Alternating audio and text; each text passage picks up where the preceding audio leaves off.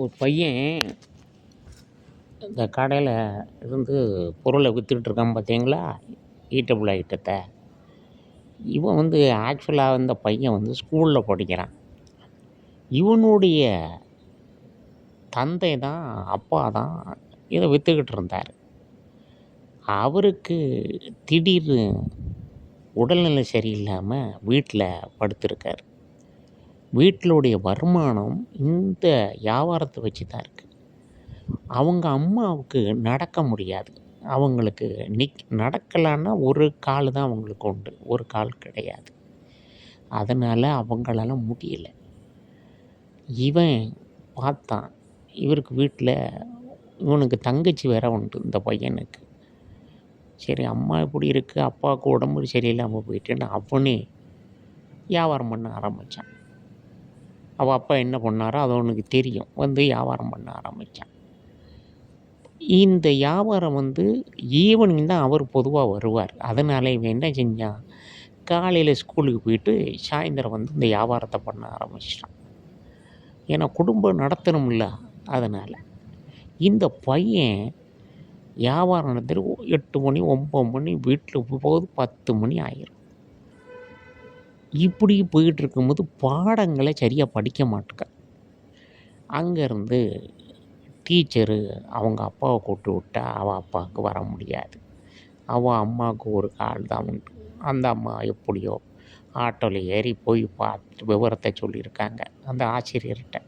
இப்படி என் பையன்தான் குடும்பத்தை ஓட்டுக்கான், அதனால தான் அவனால் படிக்க முடியல, இனி நான் நைட்டில் வந்தால் கொஞ்சம் படிக்க சொல்லுங்கன்னு சொன்னான். அவர் வாத்தியாருக்கு ரொம்ப மனசு கஷ்டமாயிட்டு, எந்த சூழ்நிலை செய்யணுமே தெரியலேன்னு. அவர் சரிம்மா நீங்கள் போங்க, என்ன செய்ய முடியும், சூழ்நிலை எப்படி இருக்கும் போது என்ன செய்ய சொல்லிட்டு விட்டார். சொன்ன உடனே அந்த வாத்தியார் என்ன செஞ்சிட்டாரு, நேராக ஹெட் மாஸ்டரை போய் இந்த பையன் இவ்வளோ கஷ்டப்படுங்க, அவனால் நல்லா படிக்கக்கூடிய பையன் இப்படி இருக்கான், அவன் அப்பா பிஸ்னஸ் அவன் பார்த்துக்கிட்டு இருக்கான் அப்படின்னு சொன்ன உடனே பிரின்சிபல் நம்ம என்ன செய்ய முடியும், இந்த குடும்பத்தை ஓட்ட முடியுமா, நம்ம என்ன செய்ய, இல்லை எனக்கு இன்னும் ஒரு ஐடியா வருதுன்னு சொன்னார். அப்புறம் இப்போ ஹெட் மாஸ்டர் இருக்குன்னா என்ன ஐடியாப்பா உனக்கு வருதுன்னு அந்த ஆசிரியர் சொன்னார்.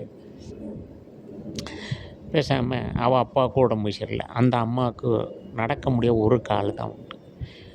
உட்கார வச்சு அந்த அம்மாவை நம்ம உட்காந்து அந்த அம்மா காய்கறிகள்லாம் வெட்டும். அதனால் நமக்கு இங்கே சமையலில் அந்த அம்மாவை காய்கறி வெட்ட உட்காந்து என்ன வேலை செய்ய அதை கொடுப்போம், அந்த சம்பளத்தை கொடுத்துருவோம். இந்த பையன் என்ன சம்பாதிக்கானோ அந்த அளவுக்கு நம்ம கொடுப்போம். நம்ம இதில் ரொம்ப பார்க்காண்டாம், ரேட்டெல்லாம் சேலரியை கொடுப்போம் அப்படின்னு சொன்னோடனே சரிப்பா ஏற்றுக்கிறேன்னு சொன்னோடனே அந்த பையன் அடுத்த நாள் ஸ்கூலுக்கு வந்தவுடனே அந்த வாத்தியார் சொல்லுவார், உங்கள் அம்மாவுக்கு வேலை இங்கேயே கொடுக்குறோம், நீ நைட்டு வியாபாரத்துக்கு போக வேண்டாம்ப்பா, நீ நல்லா படிக்கக்கூடிய பையன் அப்படின்னோடனே அப்படியா சரி சொன்னோடனே நேராக போய் அவள் அப்பாட்டே சொன்னா, எப்பா உனக்கு உடம்பு சரியில்லை, நடக்க முடியல, அம்மாவுக்கு ஒரு கால் தான் இருக்குது, உட்காந்து வேலை செய்ய மாதிரி அம்மாவுக்கு அங்கே கொடுக்கன்னு சொல்கிறாங்க, என்ன வியாபாரம் பண்ணான்ட்டான்னு ஒன்றுன்னு சொல்கிறாங்கப்பான்னு சொன்னால் உடனே அவள் அப்பா அப்படியா சரிப்பா உன் கல்வி தான் முக்கியம், நீ அதை பார்த்துக்க போக, கடையை பண்ணி ஈவினிங் தூரம் போவான்ட்டான்னு சொன்னோன்னே அந்த அம்மாவுக்கு அங்கே போய் வேலை கிடச்சிது. வேலை கிடச்சி அதை அங்கே பண்ணோடனே அவனுக்கு ஒரே அழுகு அந்த பையனுக்கு. எப்படி இருந்தேன் இப்படி ஆகிட்டேன், எங்கள் அம்மா வேறு கஷ்டப்படுது, இங்கே பரவாயில்லை, எங்கள் அப்பா வேறு இப்படி படுத்துட்டார், நம்ம எப்படியா ஒன்றும் வாத்தியார் சொல்ல நல்லா படிடா. அந்த அம்மா அவன் அம்மாவும் டெய்லி இவன் கூட்டிகிட்டு வந்துடுவான், ஆட்டோவில் வச்சு கூட்டிகிட்டு வேலைக்கு விட்டுருவான், இவனும் ஸ்கூலுக்கு வருவான். இப்படி போய்கிட்டு இருந்த உடனே இவன் அங்கே +2 முடிச்சிட்டான். முடித்த உடனே அவன் அப்பாவுக்கு உடல்நிலை சரியில்லை, இன்னும் சரியாக வரல, அவரால் எந்திரிச்சு நடக்க முடியாத சூழ்நிலை ஆகிப்போச்சு. இவன் +2 முடித்த உடனே மறுபடியும் படிக்க வைக்கிறதுக்கு அவனுக்கு ஐடியா இல்லை படிக்கணும்னு. ஏன்னா வீட்டில் இவ்வளோ நிலமை இருக்குது. அவன் அம்மா சொன்னா, டேய் நான் வேலை பார்க்கேன், அப்பாவை நான் கவனிச்சிருவேன், நீ ஃபர்தராக படின்னு சொன்னான்.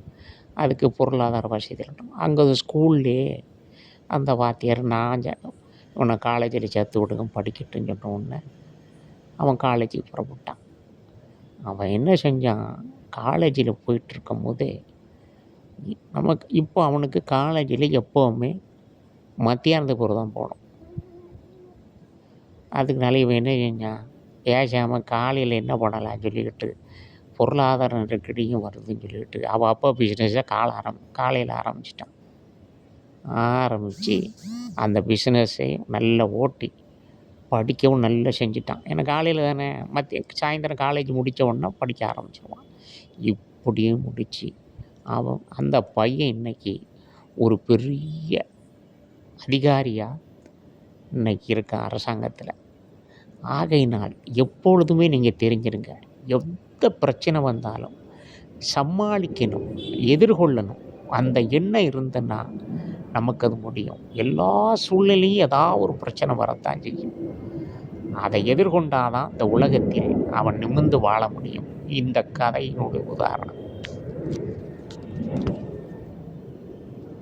ஆகையால் என்றுமே தெரிந்து கொள்ளுங்கள், வாழ்விலே உங்களுக்கு எப்பமெல்லாம் உங்களுக்கு வாழ்வு கீழ் நோக்கி போகிறதோ அப்பமெல்லாம் உங்கள் எண்ணங்கள் மேல் நோக்கி இருக்க வேண்டும். இறைவனையும் தேட வேண்டும், நம்முடைய எண்ணங்களையும் மேன்மைப்படுத்த முயல வேண்டும். அப்பொழுது வெற்றி கொள்ளலாம். இத்துடன் முடிக்கின்றேன்.